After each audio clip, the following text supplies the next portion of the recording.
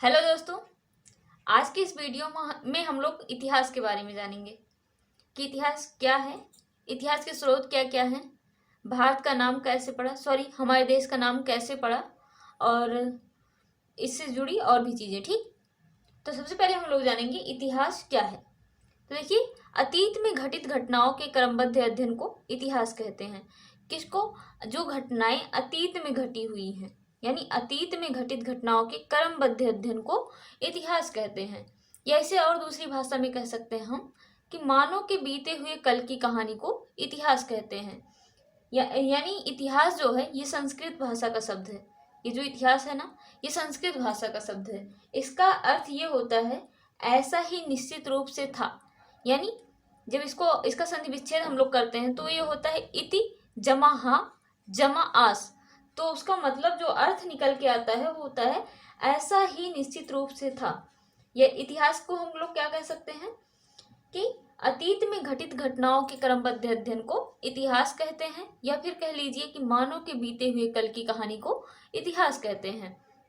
देखिए, इतिहास हम लोग पढ़ते इसलिए हैं क्योंकि मानव समाज में विभिन्न कालों में जो तरह तरह के बदलाव हुए हैं, मानव काल में जो विभिन्न तरह के बदलाव हुए हैं, उन बदलाव का पता हमें इतिहास से चलता है। इसलिए हम लोग इतिहास पढ़ते हैं। अब इतिहास का महत्व तो हम लोग देखेंगे। देखिए, इतिहास हमारे लिए इम्पोर्टेंट क्यों है?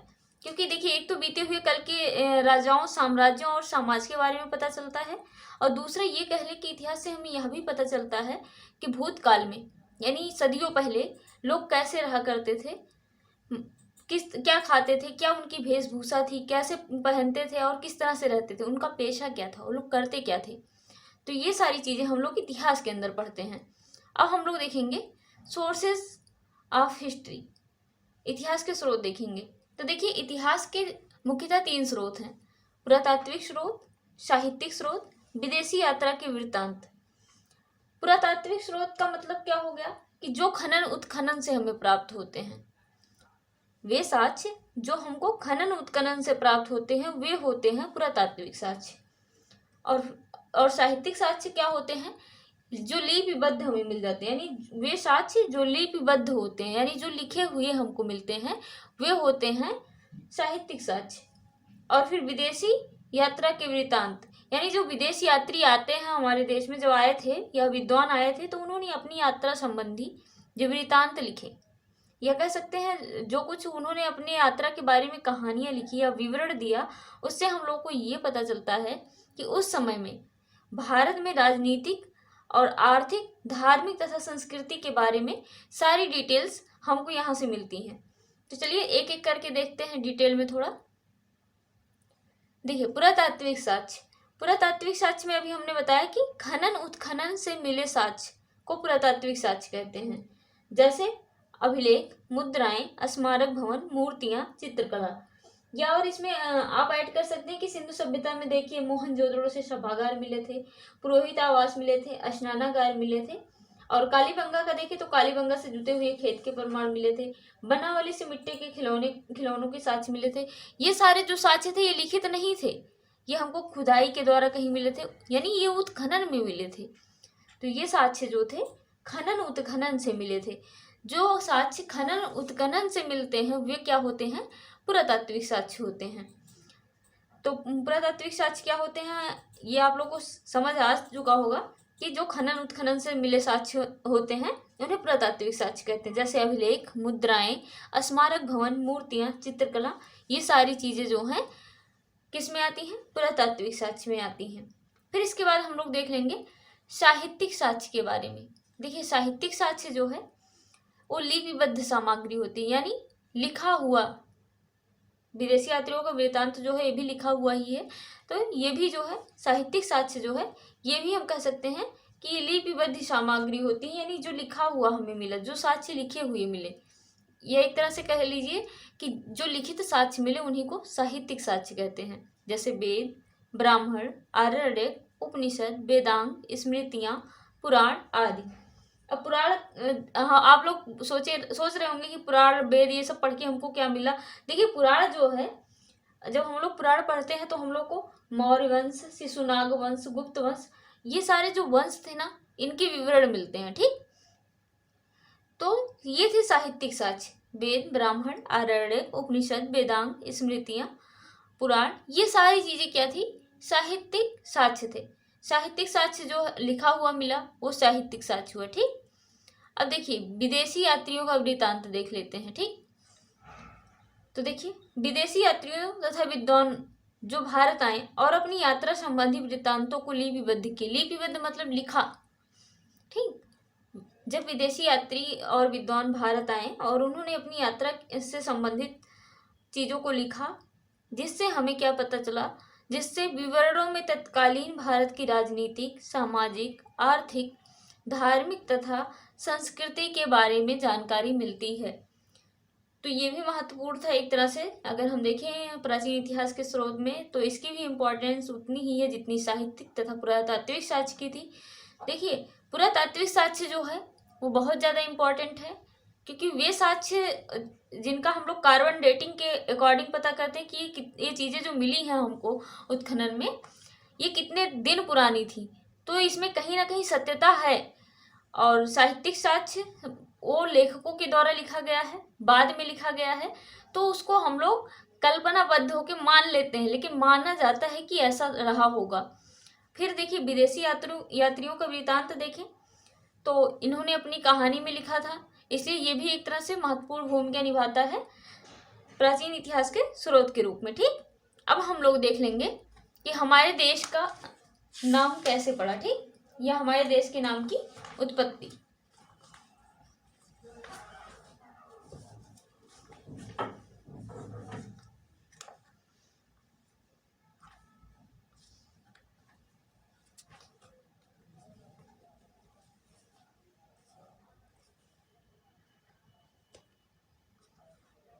तो हम लोग अब देखेंगे हमारे देश के नाम की उत्पत्ति के बारे में।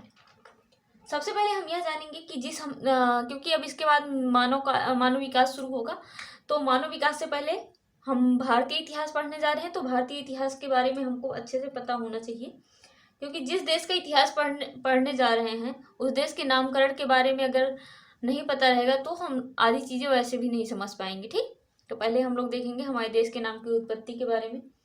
देखिए हमारे देश का जो सबसे प्राचीन नाम था वो आर्यावर्त था। जो आर्यावर्त नाम था ये किसने दिया था हम लोगों को? आर्यों ने दिया था। ठीक, आर्यावर्त जो नाम दिया था हमारे देश को वो आर्यों द्वारा दिया गया था। आर्यों ने यह नाम दिया था। ये कहाँ से आए थे? तो जो आर्य थे ये मध्य एशिया से आए थे। ठीक, आर्य लोग जो थे ये मध्य एशिया से आए थे और इन्होंने ही हमारे देश को आर्यावर्त नाम दिया था। देखिए ये लोग जब आए ना तो इन्होंने उत्तर में कश्मीर से लेकर के दक्षिण में राजस्थान तक, यानी यहाँ कश्मीर से लेकर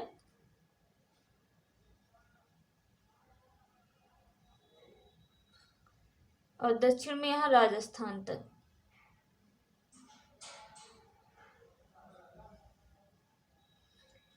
और साथ ही पश्चिम में ये लोग अफगानिस्तान से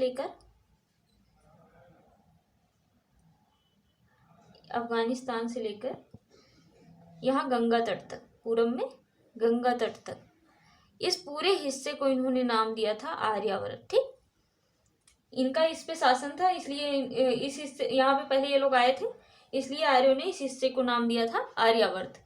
तो आर्यावर्त जो हमारे देश को नाम दिया गया वो किसने दिया था? हमारे देश को नाम आर्यों ने दिया था। आर्य कहाँ से आए थे? मध्य एशिया से आए थे। ठीक, अब सेकंड नाम देखेंगे। हमारे देश का नाम जम्बूद्वीप भी था, भारतवर्ष, भारत, हिंदुस्तान, इंडिया, ये अन्य नाम है हमारे देश के। तो देखिए एक एक करके देख लेंगे। देखिए जो भारत है, भारत हमारे देश का नाम जो है, ये आप लोगों ने महाभारत देखा होगा। महाभारत में दुष्यंत और शकुंतला को आप लोग जानते ही होंगे। तो दुष्यंत और शकुंतला के एक पुत्र थे जिनका नाम था भरत।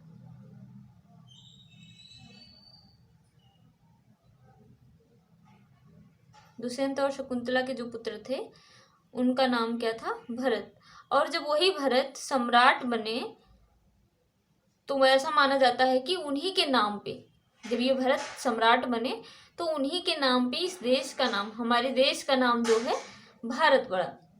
परंतु कुछ जो जैनों का मानना है, जो जैन धर्म के लोग हैं, उनका जो मानना है वो ये है कि उनके जो धर्म गुरु, देखिए उनके जो धर्म गुरु हैं ऋषभ देव, ठीक, जो कि 24 धर्म गुरुओं में से एक हैं। तो उनके 2 पुत्र थे। उनका जो बड़ा बेटा था जिसका नाम भरत था, लोगों का मानना है कि ऋषभ देव के पुत्र भरत के नाम पे हमारे देश का नाम भारत पड़ा। ये अलग अलग मतों की बात है।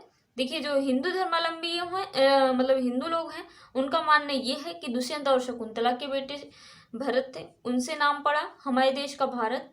लेकिन वहीं जैनियों का मानना है, यानी जैन संप्रदाय के जो लोग हैं, उनका मानना है कि ये उनके गुरु ऋषभ देव के पुत्र जो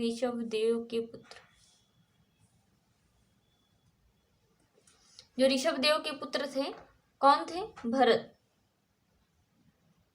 ऋषभ देव के पुत्र जो भरत थे, उनके नाम पे हमारे देश का नाम भारत पड़ा। तो ये हम लोग दोनों मान लेते हैं, क्योंकि हम लोग यहाँ पे जो बुक में लिखी गई है ये दोनों बातों को मानेंगे। दुष्यंत और शकुंतला के पुत्र के रूप में मान लेंगे एक बार कि भरत के नाम पे पड़ा था, और जैन संप्रदाय के अनुसार ये है कि ऋषभ देव के पुत्र भरत के नाम पे इस देश का नाम ये पड़ा था, ठीक, भरत पड़ा था। देखिए जो ऋषभ देव थे, इनके एक पुत्र और थे जिनका नाम था गोमटेश्वर। जो गोमटेश्वर थे ये इनके दूसरे बेटे थे। जब तक हमारे देश में स्टैचू ऑफ इंडिया नहीं बनी थी, उसके पहले सबसे ऊंची मूर्ति इन्हीं की थी। ये कहाँ पर स्थित है गोमटेश्वर? ये कभी कभी एग्जाम में पूछा जाता है। तो देखिए गोमटेश्वर की जो मूर्ति है, ये कर्नाटक के शरवड़ बेलगोला नामक स्थान पर है। कहाँ पे है गोमटेश्वर की प्रतिमा? कर्नाटक के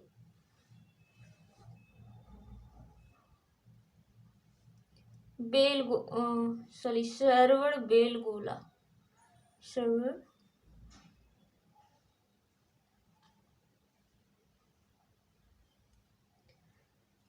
तो ये थे ऋषभ देव के दोनों पुत्र। अब हम लोग देखेंगे हमारे देश का नाम हिंदुस्तान कैसे पड़ा। ठीक, हमारे देश का एक नाम हिंदुस्तान भी था, इंडिया भी था। तो देखिए जो ये हिंदुस्तान जो नाम है वो हमारे देश को फारसियों ने दिया था। हिंदुस्तान नाम किसने दिया था? तो ये नाम फारसियों ने दिया था। किसने दिया था? फारसियों ने दिया था। ठीक, इसके बाद ये जम्बूद्वीप, भारतवर्ष हमने बता दिया, भारत बता दिया, भारतवर्ष वही हुआ। हिंदुस्तान भी बता दिया, ये नाम फारसियों ने दिया था। इंडिया और जम्बूद्वीप ये दोनों हम लोग देखेंगे। देखिए इंडिया जो नाम दिया था ये यूनानियों ने दिया था। यूनानियों ने, ये नाम किसने दिया था? हमारे देश को यूनानियों ने दिया था। यूनानियों द्वारा ही हमारे देश को इंडिया कहा गया। ये अनुच्छेद 1 में वर्णित भी है। अनुच्छेद 1 में इसकी चर्चा हुई है। इंडिया यानी भारत। ठीक, देखिए यूनानी जब हमारे देश में आए थे तो इन्होंने सिंधु नदी के पास जो लोग रहते थे उन्हें इंडू कहा था, और फिर इन्होंने जो सिंधु नदी के इस पार लोग रहते थे उनको क्या कहा था? इंडस कहा था। वहीं से इंडस से ही इंडिया ये बाद में बना। ठीक, तो ये कन्वर्ट होके बाद में इंडिया बना। इस प्रकार हमारे देश का एक और भी नाम है इंडिया।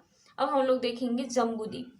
देखिए जम्बूद्वीप जो नाम था हमारे देश का, जम्बूद्वीप, ये हम लोगों को अशोक के अभिलेख से मिला। कहाँ से? अशोक के अभिलेख से पता चलता है कि हमारे देश का एक और भी नाम है जिसे जम्बूद्वीप कहा जाता है। अशोक के अभिलेख से जम्बूद्वीप नाम हम लोग को कहाँ से मिला? क्योंकि देखिए अशोक के जो अभिलेख थे वो ब्राह्मी और खरोष्ठी लिपि में लिखे गए थे। ठीक, जिन्हें 1837 ईस्वी में जेम्स प्रिंसेप ने सबसे पहले पढ़ा था, और उन्होंने ही बताया था कि इस देश का एक और भी नाम है जिसे हम लोग जम्बूद्वीप कहते हैं।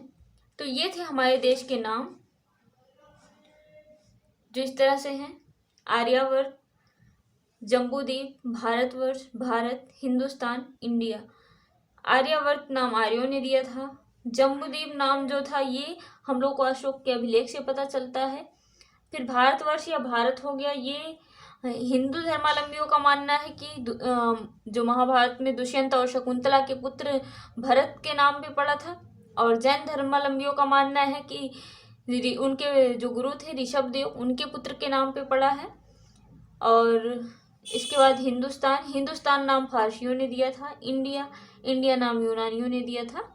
तो ये थे हमारे देश के नाम की उत्पत्ति के बारे में थे, ये हमारे देश के नाम थे। अब हम नेक्स्ट वीडियो में पढ़ेंगे पूरा पाषाण काल, नवपाषाण काल के बारे में। तो आज के वीडियो में बस इतना ही, मिलते हैं नेक्स्ट वीडियो में। धन्यवाद।